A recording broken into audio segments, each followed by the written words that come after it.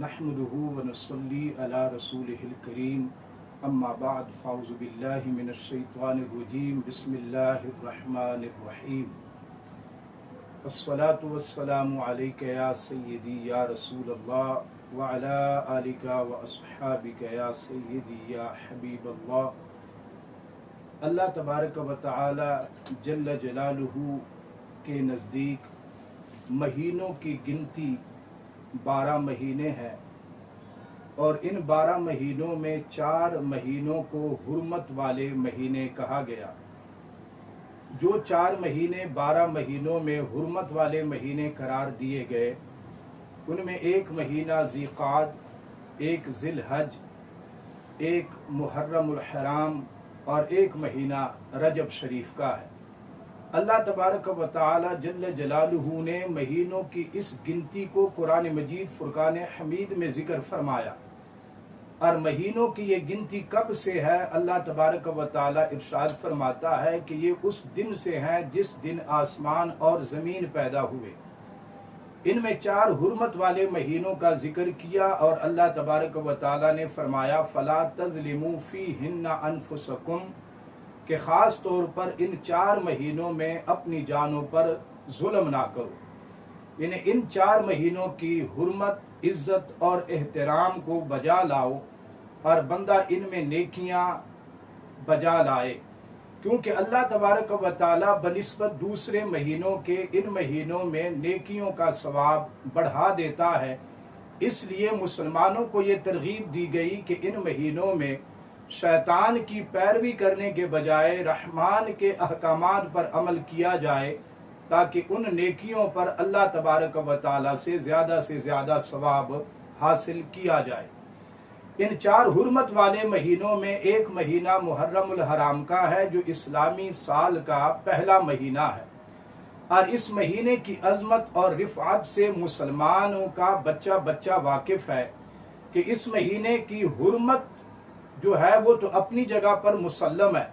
لیکن اس مبارک مہینے میں ایک عظیم قربانی کا واقعہ پیش آیا، جو کربلا کے میدان میں خانوادہ رسول صلی اللہ تعالی علیہ وسلم نے دین کی سربلندی کے لیے اپنی جانوں کے نذرانے پیش کیے۔ ایسی عظیم قربانی اس مہینے میں پیش کی گئی۔ فطرتی طور پر انسان وطن سے محبت کرتا ہے، فطرتی طور پر بندہ مال سے محبت کرتا ہے، فطرتی طور پر بندہ اولاد سے محبت کرتا ہے، فطرتی طور پر انسان کو اپنی جان سے محبت ہوتی ہے، لیکن نبی کریم صلی اللہ تعالی علیہ وسلم کے گھرانے نے دین کی سربلندی کے لیے اپنے وطن کی بھی قربانی دی، مال کی قربانی دی، اولاد کی قربانی دی، یہاں تک کہ جب اپنی جان دینے کی باری آئی تو اپنے جان دینے سے بھی دریغ نہ کیا، بلکہ اپنی جانیں بھی دین اسلام کی سربلندی کے لیے قربان کر دی۔ حضرت امام عالی مقام، جگر گوشہ بطول، نواسہ رسول، دل بند علی، حضرت سیدنا مولا حسین رضی اللہ تعالی عنہ اور آپ کے جملہ رفقا کی میدان کرب و بلا کے اندر یہ قربانی جو تھی وہ دین کی سربلندی کے لیے تھی۔ کربلا کے میدان میں امام عالی مقام رضی اللہ تعالی عنہ نے یہ خطبہ ارشاد فرمایا تھا۔ آپ نے فرمایا تھا کہ تم دیکھ رہے ہو کہ حق کو چھوڑا جا رہا ہے اور باطل پر عمل نہیں کیا جا رہا، اور فرمایا کہ جب معاشرے میں اس طرح کا وقت آ جائے تو پھر بندہ مومن کو اللہ تبارک و تعالی سے ملاقات میں رغبت ہونی چاہیے۔ اور پھر آپ نے آگے ارشاد فرمایا کہ اس وقت اللہ کی قسم میں موت کو اپنے لیے سعادت سمجھتا ہوں اور ظالموں کے ساتھ زندہ رہنے کو جرم سمجھتا ہوں۔ واقعہ کربلا جو ہوا اس میں یزیدیوں کی طرف سے جو ظلم و ستم کا بازار گرم کیا گیا اس کی مثال نہیں ملتی، اور جہاں ان کے ظلم و ستم کی مثال نہیں ملتی وہاں اہل بیت کرام کی صبر کی بھی مثال نہیں ملتی۔ انہوں نے عظیم صبر کا مظاہرہ کیا اور مسلمانوں کو ایک عظیم پیغام دیا حضرت مولا حسین اور آپ کے گھر والوں نے کہ حالات جیسے بھی بن جائیں کبھی باطل کا ساتھ نہیں دینا چاہیے بلکہ حق پر ڈٹ جانا چاہیے۔ تعداد کی کمی، اسلحے کی کمی، مال و متاع کی کمی کو نہیں دیکھا جاتا،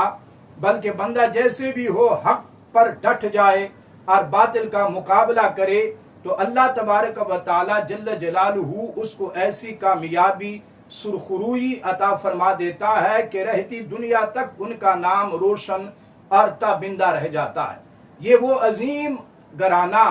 کہ جن کی والدہ ماجدہ حضرت سیدہ طیبہ طاہرہ فاطمہ زہرا رضی اللہ تعالی عنہا، میرے نبی نے ان کو اپنے جگر کا ٹکڑا فرمایا۔ سرکار دو عالم صلی اللہ تعالی علیہ وسلم نے فرمایا جنتی عورتوں کی سردار ہے۔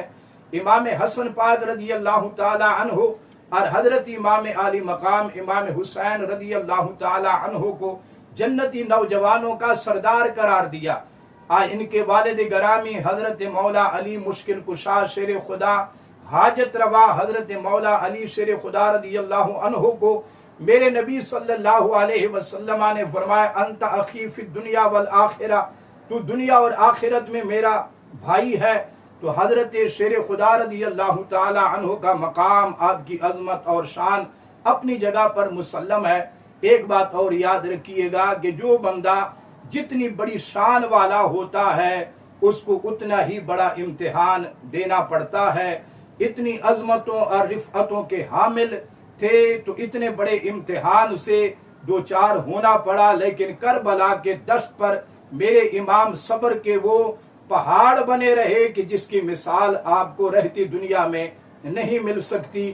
ہمیں یہ سبق دیا امام عالی مقام رضی اللہ تعالی عنہ نے کہ حق کا ساتھ دینا چاہیے، باطل کا مقابلہ کرنا چاہیے، حق پر ڈٹ جانا چاہیے۔ اور دوسری بات یہ کہ امام عالی مقام رضی اللہ تعالی عنہ نے میدان کرب و بلا میں جس دن آپ کی شہادت ہوئی اس دن آخری جو نماز امام پاک نے پڑھی وہ بھی آپ نے باجماعت ادا فرمائی، بلکہ یہاں تک کہ جب آپ کی شہادت کا وقت آیا تو آپ کا سر انور سجدے میں تھا۔ اس سے ہمیں یہ پیغام مل رہا ہے کہ یہ وہ عظیم گھرانہ ہے کہ جس گھرانے نے کبھی نماز کو ہاتھ سے جانے نہیں دیا، انہوں نے نماز بچائی ہے۔ کربلا میں نماز ادا کر کے اپنے چاہنے والوں کو یہ پیغام دیا کہ وقت جیسا بھی آ جائے اللہ تعالیٰ کی حضور سرب سجود رہا کریں۔ اور دوسرا بہت بڑا پیغام میرے امام نے یہ دیا کہ جب آپ کا تن مبارک کربلا کے میدان میں تھا اور آپ کا سر انور نیزے پہ تھا تو شام کے بازار میں میرے امام کے زبان پر قرآن مجید فرقان حمید کی آیات بینات جاری تھیں۔ یہ پیغام ملا کہ لوگوں قرآن سے اپنا تعلق مضبوط رکھو۔ میرے امام کا تن مبارک تو نہیں تھا وہاں، لیکن سر انور ہے جہاں زبان پر قرآن کی آیات بینات جاری ہیں۔ تو قرآن اور اہل بیت کرام کے بارے تو میرے نبی نے فرمایا کہ میں دو چیزیں تم میں چھوڑ کے جا رہا ہوں، اگر تم ان کو مضبوطی سے تھام لو گے تو کبھی تم گمراہ نہیں ہوں گے۔ ایک میرے نبی نے قرآن مجید کا فرمایا تھا، ایک میرے نبی نے اہل بیت اطہار کا فرمایا تھا۔ اہل بیت اطہار کی محبت یہ ہمارے ایمان کا حصہ ہے، یہ ہمارا ایمان ہے۔ بندے کی ان کی محبت کے بغیر نماز نہیں، اس کا روزہ نہیں۔ اگر دل میں اہل بیت کے لیے نعوذ باللہ من ذالک بغض و عناد کا سلسلہ پایا جائے تو ان کی غلامی ہمارے لیے بادشاہت ہے، ان کی غلامی، ان کی نوکری ہمارے لیے دنیا اور آخرت میں بہت بڑا اعزاز ہے۔ آخر میں یہ عرض کروں کہ امام عالی مقام نے حق کا ساتھ دیا، ہمیں حق کا ساتھ دینا چاہیے۔ کربلا میں نماز نہیں چھوڑی، ہمیں نماز کی پابندی کرنی چاہیے۔ قرآن کی تلاوت نیزے پہ کی، قرآن کی تلاوت کو اپنا معمول بنانا چاہیے۔ محرم الحرام کے مبارک دن ہے، تمام لوگوں کو چاہیے کہ وطن عزیز کے اندر پرامن رہیں۔ کوئی بھی ایسا کلمہ اپنی زبان سے سوشل میڈیا کے ذریعے یا کسی پوسٹ کے ذریعے یا ویسے ممبر سے کوئی ایسا جملہ، ایسا کلمہ سرزد نہ ہو کہ جس سے کسی دوسرے بندے کی دل آزاری یا ملک کے پرامن فضا کو خراب کیا جائے۔ اللہ تبارک و تعالی جل جلالہ یہ مبارک ایام، یہ برکتوں والے دن خیر و عافیت کے ساتھ گزارنے اور ان کی برکتوں سے اپنے دامن بھرنے کی توفیق نصیب فرمائے، اور پروردگار عالم ہم سب کو اہل بیت اطہار کی غلامی میں جینا مرنا، قیامت کے دن بھی اللہ پاک ان عظیم المرتبت ہستیوں کی غلامی میں اللہ پاک اٹھنا نصیب فرمائے، آمین۔ وآخر دعوایا ان الحمد للہ رب العالمین۔